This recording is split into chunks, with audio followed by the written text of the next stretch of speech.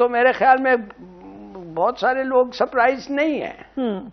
अफसोस है। चाइना एक बहुत बड़ा फैन बन चुका है world leader prime minister Modi का। ये कौन सा इनके पास एक हिडन टैलेंट है? चाइना का लीडिंग मीडिया ग्रुप है, उनके हवाले से, इंडिया के हवाले से, बल्कि स्पेशली जो प्राइम मिनिस्टर ऑफ इंडिया है उनके हवाले से एक आर्टिकल पब्लिश हुआ है ग्लोबल टाइम्स में। और कहते हैं कि प्राइम मिनिस्टर मोदी ने जब से हुकूमत संभाली है तब से लेकर अब तक जो भारत का ख्वाब था आगे बढ़ने का वो पूरा मुकम्मल हो चुका है। उनके ड्रीम्स जो है वो सच्चाई में बदल रहे हैं। मेरे ख्याल में ये जब कहते हैं ना कि वी कैन नॉट को एग्जिस्ट, उसका क्या मतलब है?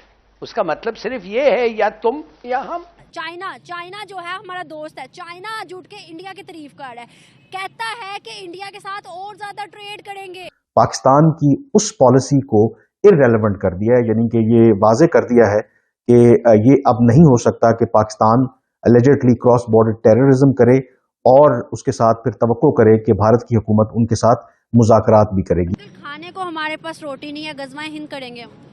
अगर वो चाइना उसकी तारीफ करे तो उसको चाइना को अपनी प्रोडक्ट के लिए वहाँ पे मार्केट मिल रही है।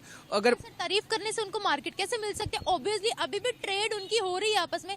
अब ये मार्केट वो वाला हिसाब नहीं रहा क्योंकि भारत अपनी हर चीज खुद प्रोड्यूस कर रहा है, मेड इन इंडिया। उन्होंने बहुत ज्यादा तारीफ की है बहुत सारी चीजों की।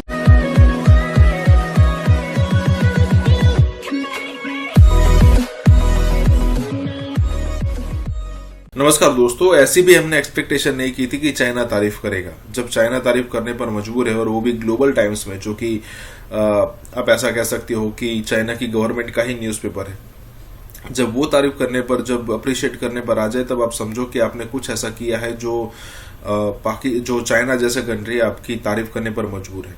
अब देखिए, सिचुएशन ये है कि चाइना को एक मतलब सिंपल वॉक था उसके लिए कि अब जो है वो सीधा भिड़न करेगा अमेरिका के साथ। अब उसने सोचा नहीं था कि भाई यहाँ पर एक हिडन प्लेयर और भी पड़ा है यहाँ पर उसके पास में ही, और वो इंडिया है। उसके बाद हम सबको पता है गलवान हो गया और ये सारी सिचुएशन हो गई। अब यहाँ पर सिचुएशन ये है कि गले की हड्डी बन गया है इंडिया चाइना के लिए। ना ही उससे निकला जा रहा है, ना ही इससे बाहर निकाला जा रहा है। और दिक्कत ये हो रही है कि कंपटीशन के चक्कर में चाइना को गिरा रहा है इंडिया। और इंडिया को वैसे तो कोई सपोर्ट की जरूरत नहीं थी, लेकिन सबको पता है कि भाई चाइना को अगर गिराना है तो इंडिया को सपोर्ट करना पड़ेगा। तो पूरा का पूरा वेस्ट ब्लॉक जो है इंडिया को सपोर्ट कर रहा है।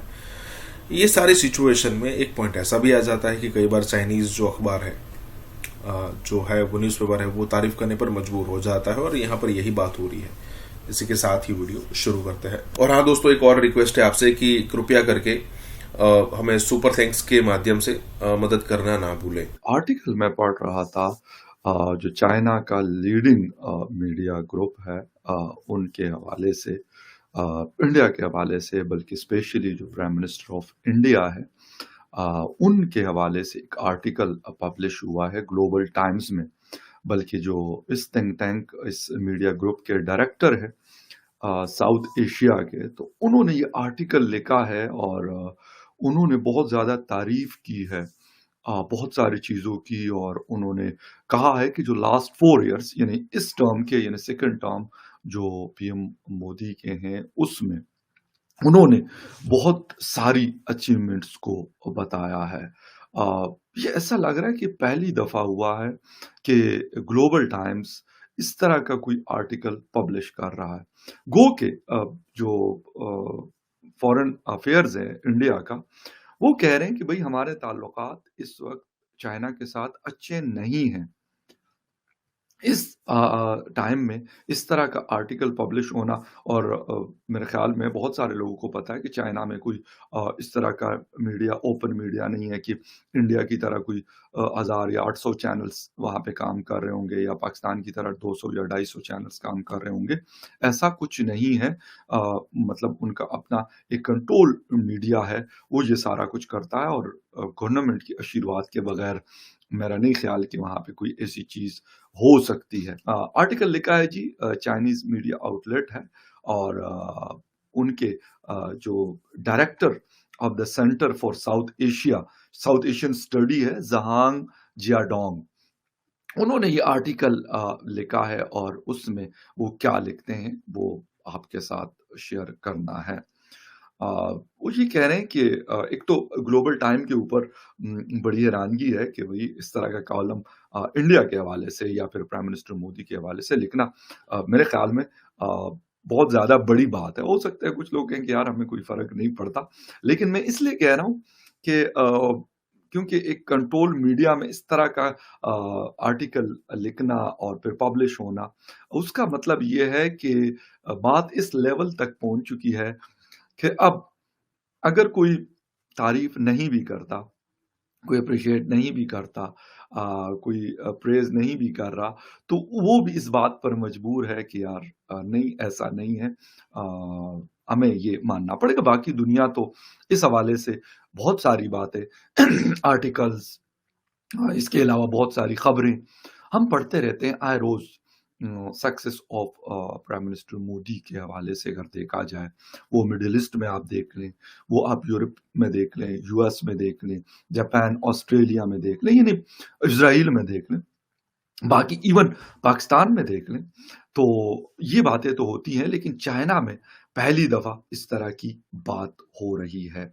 अच्छा, ग्लोबल टाइम मैंने जो आपको बता दिया, एक बड़ा मतलब जिसे कहते हैं कि मीडिया आउटलेट कह सकते हैं आपको, जो स्टेट मीडिया है।